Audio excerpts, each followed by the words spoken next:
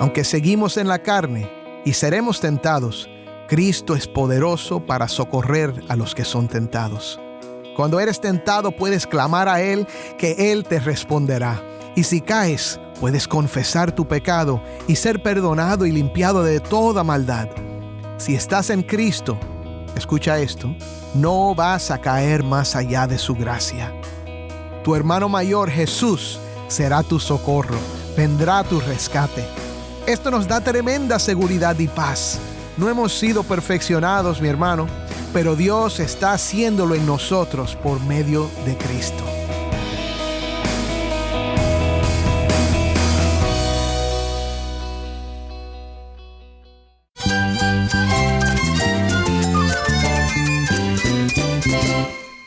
Jesús es nuestro Salvador, nuestro amigo. Cristo es mi guía. Cristo significa todo, pero en primer lugar mi Salvador, mi refugio en tiempos difíciles. Él es nuestra fortaleza. Es la salvación, es la vida eterna. Bueno, Cristo es vida. Él es suficiente. Él es el héroe de esta gran historia. Cristo para mí es mi todo.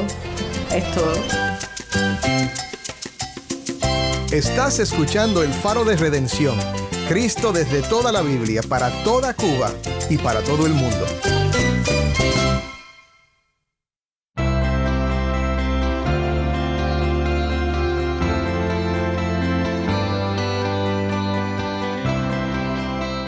Hola, soy el pastor Dani Rojas, el director y locutor del Faro de Redención.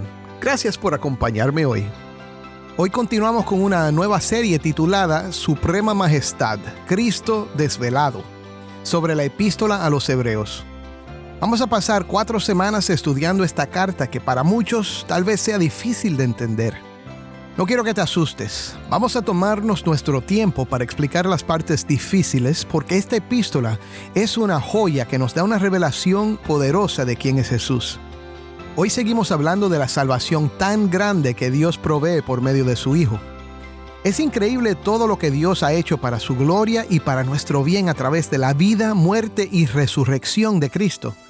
En particular, veremos cómo Cristo se hizo uno de nosotros para rescatarnos y restaurarnos al propósito original de Dios para los seres humanos. Tal vez nunca has pensado acerca de lo que es verdad acerca del creyente cuando está en Cristo. Hoy hablaremos un poco acerca de esto.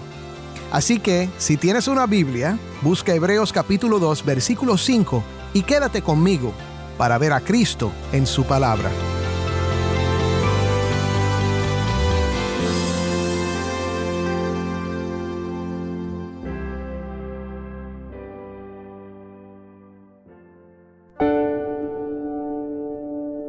Creo que una de las cosas más maravillosas que leemos en la Biblia tiene que ver con el propósito de Dios para nosotros. En 1 de Juan 3:2 leemos las siguientes palabras asombrosas. Amados, ahora somos hijos de Dios, y aún no se ha manifestado lo que habremos de ser. Pero sabemos que cuando Cristo se manifieste, seremos semejantes a Él, porque lo veremos como Él es. Cuando decimos que Dios quiere hacernos más como Cristo, casi siempre pensamos en términos de nuestro carácter, de ser una mejor persona que perdona más fácil o que ama a su prójimo. Pero desde muy temprano en la historia de la iglesia, los maestros y teólogos cristianos escribieron diferentes frases que más o menos decían que en Cristo Dios se hizo como nosotros para hacernos como Él es. Normalmente, cuando pensamos en el mensaje del Evangelio, pensamos en el perdón de nuestros pecados y en recibir la vida eterna, pero no pensamos mucho acerca de lo que vamos a hacer en la eternidad. La verdad es que no sabemos mucho acerca de esto. No tenemos todos los detalles. Otra vez, como dice Juan, aún no sabemos lo que habremos de ser. Pero la Biblia nos da destellos de la gloria que le espera a los hijos de Dios.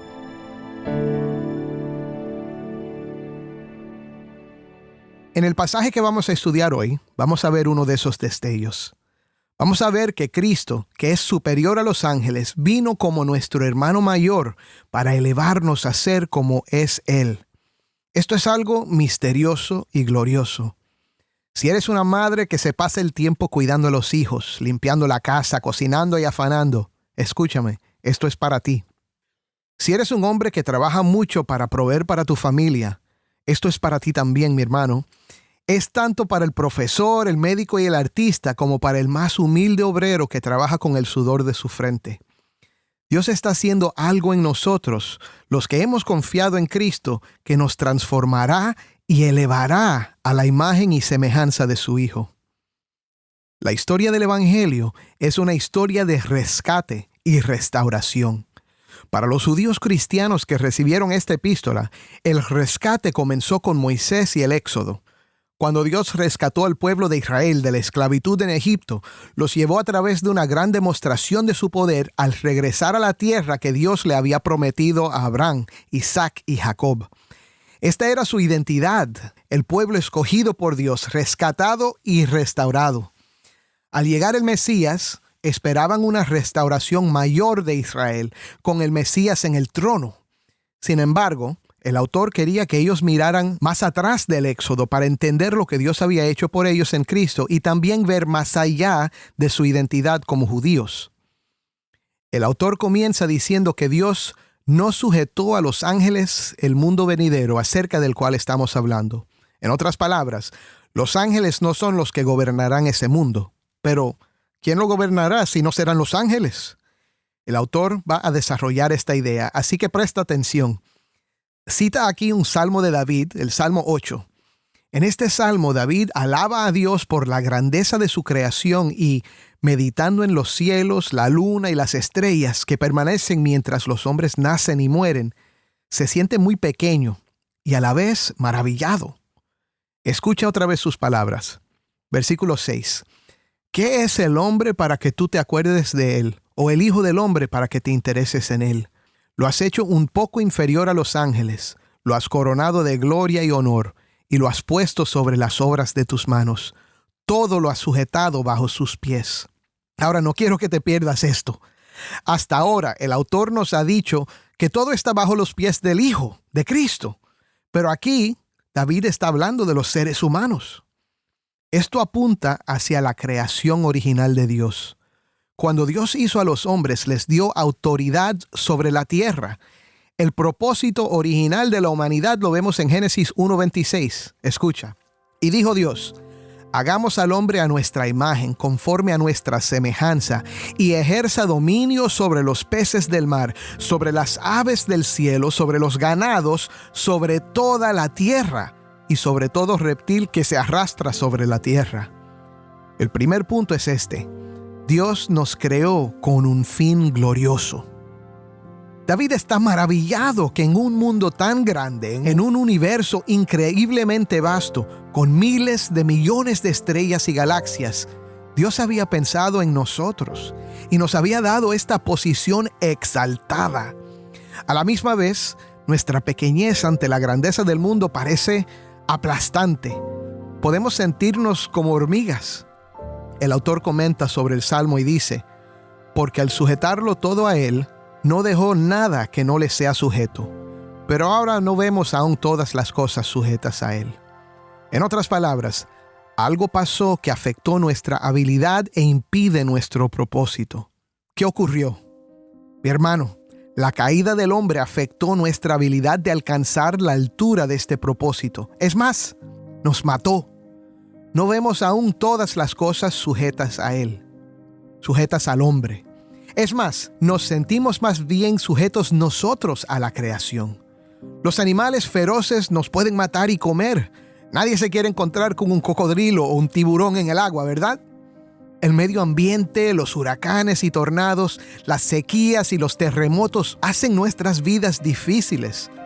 No manejamos bien los recursos naturales y a veces naciones enteras pasan hambre y otras grandes dificultades.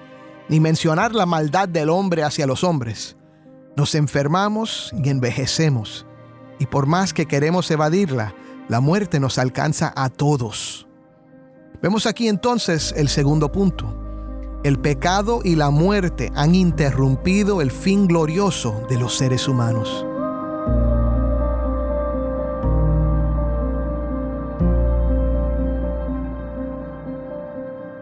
No, aún no vemos todas las cosas sujetas a él. Pero mira lo que dice el versículo 9. pero vemos a aquel que fue hecho un poco inferior a los ángeles, es decir, a Jesús, coronado de gloria y honor a causa del padecimiento de la muerte, para que por la gracia de Dios probara la muerte por todos.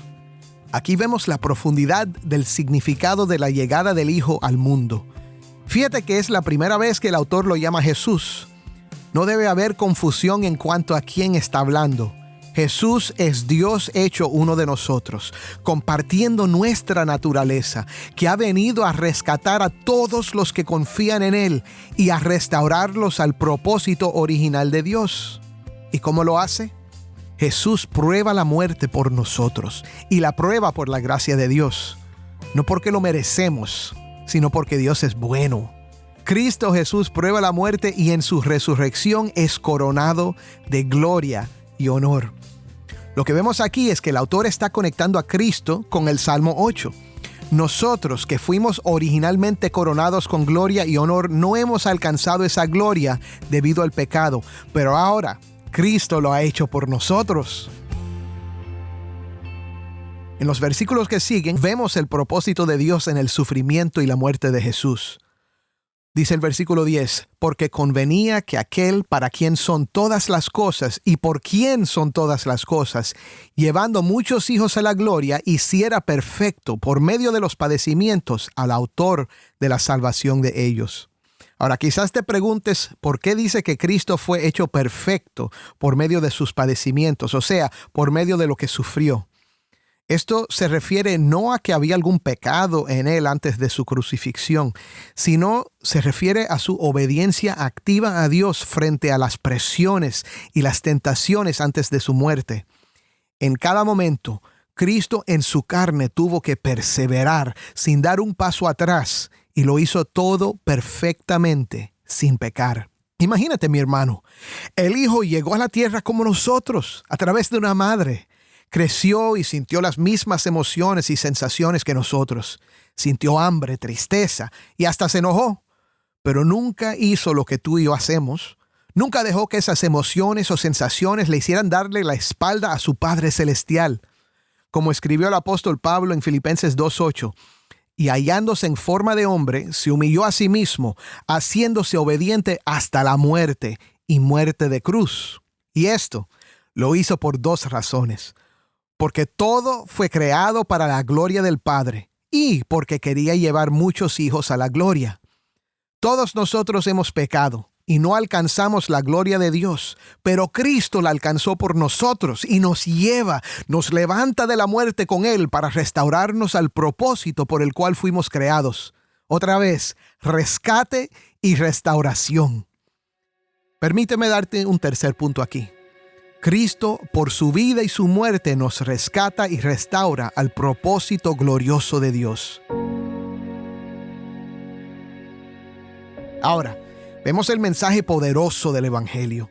Mira lo que dice: el que santifica, o sea, Cristo, y los que son santificados, los que creemos en Él, son todos de un Padre. Eso es en el versículo 11. Porque somos hijos de un mismo Padre, Cristo nos llama hermanos. Mira, yo no sé si esto te asombra, pero yo llevo muchos años siendo cristiano y siempre me asombra pensar que en Cristo yo soy un hijo de Dios y que Cristo me llama hermano y para más asombro no se avergüenza de hacerlo. Esta es la gracia de Dios.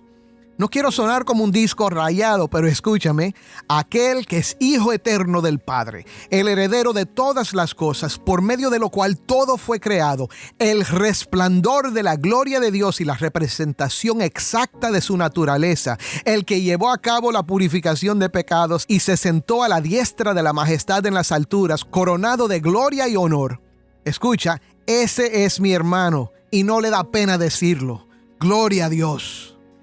El autor de Hebreos encuentra esta declaración en un versículo del Salmo 22, un salmo mesiánico bien conocido para los judíos cristianos, donde aparecen muchas cosas que pasaron en la cruz y presenta al Salvador diciéndole al Padre: anunciaré tu nombre a mis hermanos, en medio de la congregación te cantaré himnos.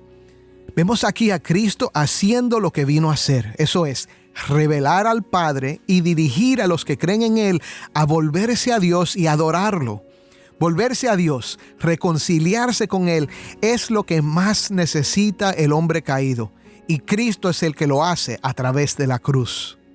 Y entonces Jesús dice en el versículo 13, otra vez, yo en Él confiaré. Y otra vez, aquí estoy, yo y los hijos que Dios me ha dado. Ahora, esto es de Isaías 8. Primero, Cristo a través de Isaías declara su confianza en el Padre diciendo, yo en Él confiaré. El Hijo pone su confianza en el Padre al someterse a la muerte de cruz. Después, declara algo que dijo Isaías teniendo a sus dos hijos con él. El nombre de uno significaba la destrucción de los enemigos del pueblo de Dios, y el nombre del otro significaba la salvación de un remanente escogido. El nombre de Isaías además significa el Señor es salvación. ¡Qué cuadro más poderoso! El cuarto punto entonces es, Cristo nos rescata y restaura a una relación con Dios, haciéndonos hijos del Padre y hermanos suyos.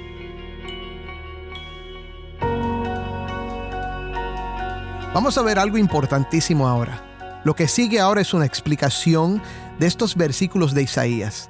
La verdad es que podría predicar un sermón entero sobre los últimos versículos, pero permíteme leerlos y comentar algo. En los versículos 14 y 15, vemos cómo Cristo nos hace libres a través de su muerte.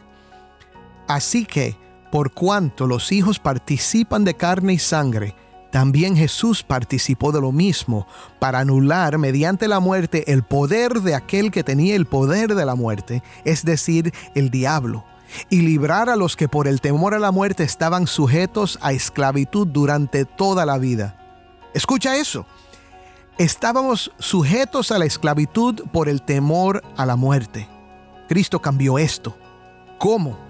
Otra vez, fue al hacerse uno de nosotros, participando de carne y sangre, pero sin pecado. Cuando su vida intachable fue extinguida en la cruz, su sacrificio aplastó la muerte. Ya el diablo no tiene con qué atemorizar al que cree en Cristo. Su poder quedó anulado. El primer Adán trajo muerte por su desobediencia, pero Cristo, el segundo Adán, trae vida y elimina a nuestro enemigo, la muerte. Primera de Corintios 15, del 21 al 22, lo dice de esta manera: porque ya que la muerte entró por un hombre, también por un hombre vino la resurrección de los muertos. Porque así como en Adán todos mueren, también en Cristo todos serán vivificados. Entonces el autor de Hebreos dice, versículo 16, porque ciertamente no ayuda a los ángeles, sino que ayuda a la descendencia de Abraham. Aquí está el remanente que menciona el texto de Isaías, la descendencia de Abraham. Pero no está hablando de los que son descendientes de Abraham según la carne, sino de los que son descendientes por medio de la fe en Cristo. Gálatas 3:29 dice, y si ustedes son de Cristo, entonces son descendientes de Abraham, herederos según la promesa. El quinto punto entonces es, Cristo nos rescata y restaura destruyendo la muerte y preservando a los elegidos. Y para terminar, vemos que en el versículo 17 dice, por tanto, tenía que ser hecho semejante a sus hermanos en todo, a fin de que llegara a ser un sumo sacerdote misericordioso y fiel en las cosas que a Dios atañen, para hacer propiciación por los pecados del pueblo. Cristo se hizo semejante a nosotros para ser un sumo sacerdote misericordioso y fiel, mi hermano. Un sacerdote que hace, intercede por el pueblo. Con su muerte, hizo propiciación por nuestros pecados. Esta palabra propiciación significa que no solo destruyó la muerte con su muerte, sino que quitó la ira de Dios por nuestros pecados. Ya no hay nada que nos separe de Dios, ni la muerte, ni la condenación. ¿Qué hermano mayor más bueno? Amén. Y el último versículo, el 18, nos dice, pues por cuanto Él mismo fue tentado en el sufrimiento, es poderoso para socorrer a los que son tentados. Escúchame, hermano. Aunque seguimos en la carne y seremos tentados, Cristo es poderoso para socorrer a los que son tentados. Cuando eres tentado, puedes clamar a Él, que Él te responderá. Y si caes, puedes confesar tu pecado y ser perdonado y limpiado de toda maldad. Si estás en Cristo, escucha esto, no vas a caer más allá de su gracia. Tu hermano mayor, Jesús, será tu socorro, vendrá a tu rescate. Esto nos da tremenda seguridad y paz. No hemos sido perfeccionados, mi hermano, pero Dios está haciéndolo en nosotros por medio de Cristo.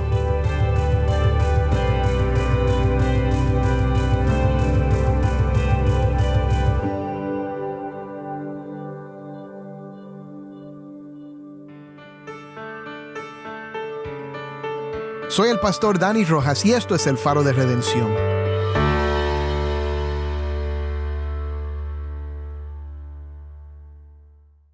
Recuerda, mi hermano, el autor llama a lo que Dios nos provee en Cristo una salvación tan grande.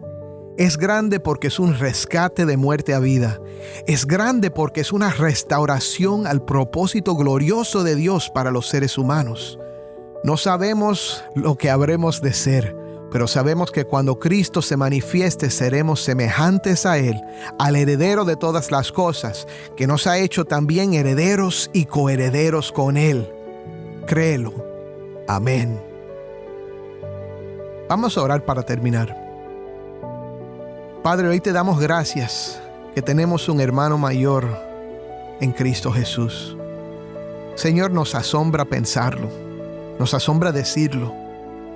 Señor, creemos en ti y creemos que tú has hecho esto por tu gracia, sin nosotros merecerlos, para tu gloria. Ayúdanos a confiar, a poner toda nuestra esperanza no en nosotros mismos, no en nuestros méritos, sino en lo que Cristo ha logrado, Señor. Probando la muerte por nosotros, aplastando la muerte, nuestro enemigo, dejándolo destruido y sin poder. Y Señor, entonces restaurándonos, Señor, el remanente a ti. Gracias por esto, Señor. Ponemos toda nuestra esperanza en ti. En el nombre poderoso de Cristo. Amén.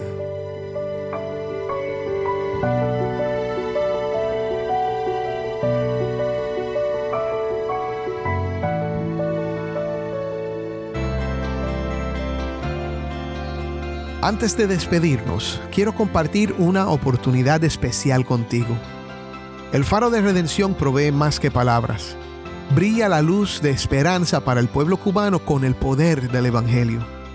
Si nos escuchas fuera de Cuba, quiero que sepas que al apoyarnos, desempeñas un papel esencial para poder llevar el mensaje de salvación a quienes necesitan el Evangelio. Al invertir en este ministerio, nos permites llegar a más oídos, tocando vidas y teniendo un impacto duradero en un pueblo necesitado. Juntos podemos tejer una historia de transformación, compartiendo la luz de la fe con aquellos que más la buscan. Visita nuestro sitio web, elfaroderedención.org, y conviértete en un socio de este viaje. Tu inversión, sin importar el monto, tiene el poder de llevar un cambio positivo a Cuba. Gracias por unirte a nosotros en difundir la luz de Cristo desde toda la Biblia, para toda Cuba y para todo el mundo.